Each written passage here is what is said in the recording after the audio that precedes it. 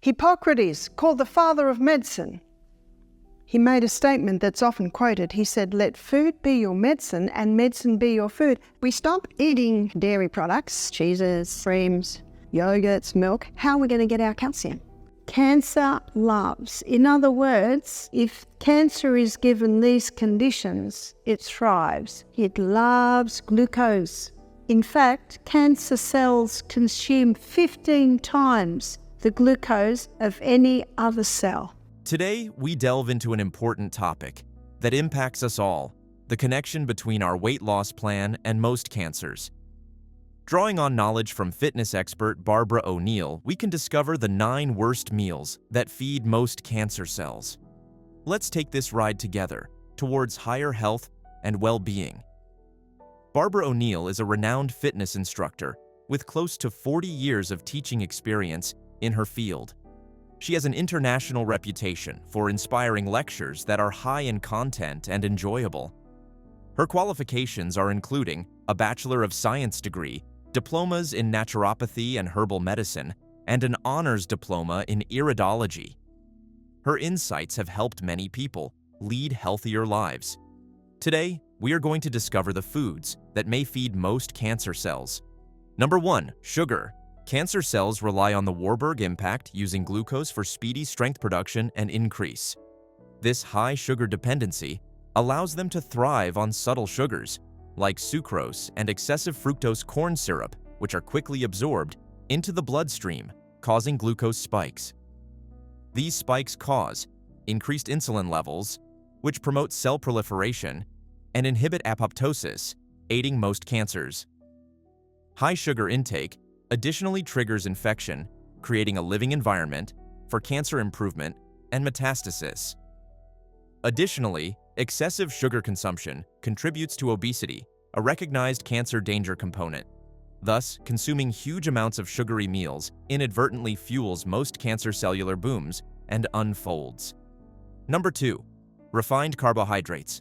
Refined carbohydrates, consisting of white bread, pastries, and sugary snacks, quickly break down into glucose within the bloodstream, causing fast spikes in blood sugar ranges. On a high carbohydrate diet, you got a lot of glucose left over. And so now the body stores it in what I call the most amazing quick fuel supply in the body. It's called glycogen. They're little molecules of glucose just sitting in your muscle cell waiting to be used. Cancer cells, with their high glucose demand due to the Warburg effect, utilize this glucose for rapid strength production, and boom! Increased blood sugar levels led to increased insulin and insulin-like growth factors, which promote cell proliferation and inhibit apoptosis, helping most cancers grow. Plus, refined carbohydrates cause inflammation and obesity, which also help cancer grow and spread. Number 3, processed meats. Processed meats include dangerous chemical compounds like nitrates and nitrites that could form carcinogenic compounds when cooked at high temperatures. These compounds, together with N-nitroso compounds, can damage DNA and inhibit cancer cellular growth. Additionally, processed meats are regularly high in saturated fats, contributing to obesity and infection, each of which creates environments conducive to most cancer development. The irritation from these meats can enhance cellular proliferation and inhibit apoptosis, as well as cancer development. So in essence, both components of eating processed meats involve being exposed to carcinogens and making the conditions right for the majority of cancer cells to multiply and spread. Number 4, red meat. Red meat can contribute to cancer cells in various ways. It includes heme-iron, which can cause the formation of N-nitroso compounds, acknowledged cancer-causing agents. Cooking pork at excessive temperatures produces heterocyclic amines and polycyclic aromatic hydrocarbons, which may harm DNA and lead to cancer. Additionally, excessive beef consumption is related to expanded tiers of insulin-like growth issues, promoting cell proliferation and inhibiting apoptosis. The fat content of beef additionally contributes to obesity, a giant cancer threat factor. Thus, ingesting large amounts of beef can create conditions that cause cancer cell growth and improvement. Number 5. Dairy products. Dairy products, especially high-fat dairy, incorporate compounds like insulin-like growth factor 1, IGF-1, and estrogen, which could promote most cancer cellular growth. IGF-1 is a hormone that promotes cell growth and inhibits cell death, both of which are mechanisms exploited by cancer cells. Dairy also contains estrogen, either because it is naturally present in cows' hormones or because it is fortified during the production process, which could stimulate hormone-related cancers such as prostate or breast cancer. Furthermore, dairy intake has been linked to elevated levels of inflammation in the body, which may also promote their progression. Therefore, although it provides essential nutrients, consuming it, especially high-fat variations, inadvertently increases the proliferation and propagation of breast cancer. Number 6. Fried foods. Fried foods, though consumed frequently, facilitate most cancer cell multiplication in many different ways. Heating oils to high temperatures during frying generates toxic compounds such as acrylamide, heterocyclic amines, HCAs, and polycyclic aromatic hydrocarbons, PAHs, that are recognized carcinogens. These substances can damage DNA and increase oxidative stress, causing mutations that promote cancer development. Moreover, the high-fat content in fried foods may cause overweight or obesity, a significant risk factor for cancer. The accumulation of carcinogenic compounds and the promotion of weight problems make fried foods a negative nutritional desire that may unintentionally help the growth and progression of cancer cells. Number 7. Hydrogenated oils. Hydrogenated oils, typically discovered in processed and fried meals, pose a risk for cancer cells.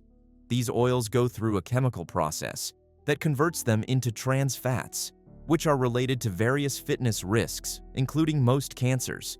Trans fat can disrupt cellular capabilities and promote irritation, creating an environment conducive to most cancer growth. Additionally, this fat can adjust cellular membranes and interfere with hormone manufacturing, doubtlessly fueling most cancer progression. Their intake is related to improved oxidative pressure and loose radical damage, further promoting cancer development. Avoiding hydrogenated oils reduces the risk of making situations that support cancer cellular growth and unfold. Number 8. Artificial additives and preservatives. Artificial chemicals and preservatives in processed foods could potentially facilitate cancer cell proliferation. Such chemicals, commonly added to enhance flavorings and colorations or elongate shelf lives, may interfere with normal cellular processes and contribute to carcinogenesis.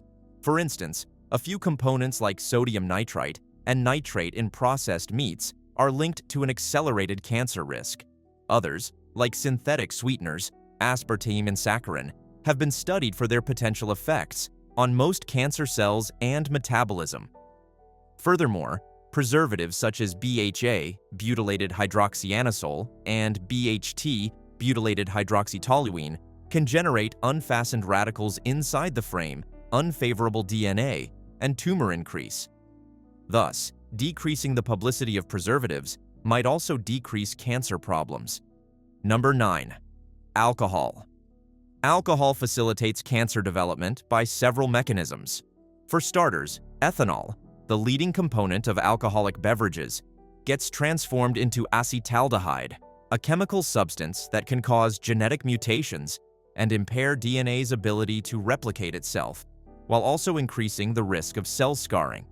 Alcohol intake increases estrogen levels in the body, thus increasing exposure of hormone receptor cells that are already considered at high risk, such as breast cells, to this hormone increase. Then there is alcohol's impact on immune system function, with chronic alcohol consumption, suppressing the immune system and making it more difficult for people to eliminate cancer cells before they take root.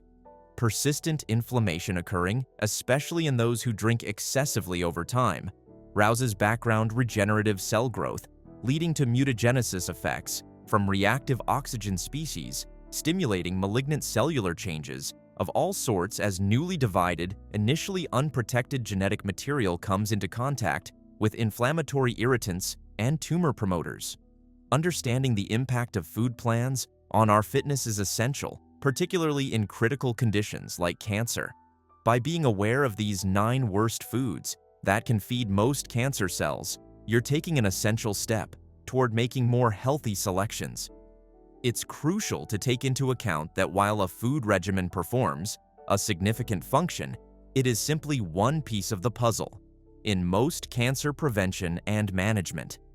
So, what you must do: eating fruits, vegetables, lean meats, and whole grains can help improve typical health. Simultaneously, we need to do ordinary physical hobbies, get enough sleep, and practice pressure management. By doing so, you may lower your chances to get caught by cancer.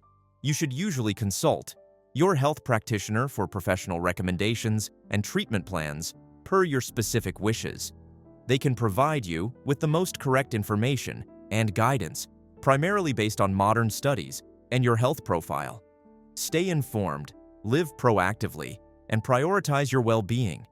Knowledge is strength, and by educating yourself, you can make choices that contribute to a healthier existence. Thank you for watching. If you found this video helpful, please give it a thumbs up, share it with friends and a circle of relatives, and subscribe our channel for extra fitness guidelines and facts. Hit the notification bell so you will not miss an update. Together, we can unfold our focus and promote a healthier life. Take care and see you in the next video.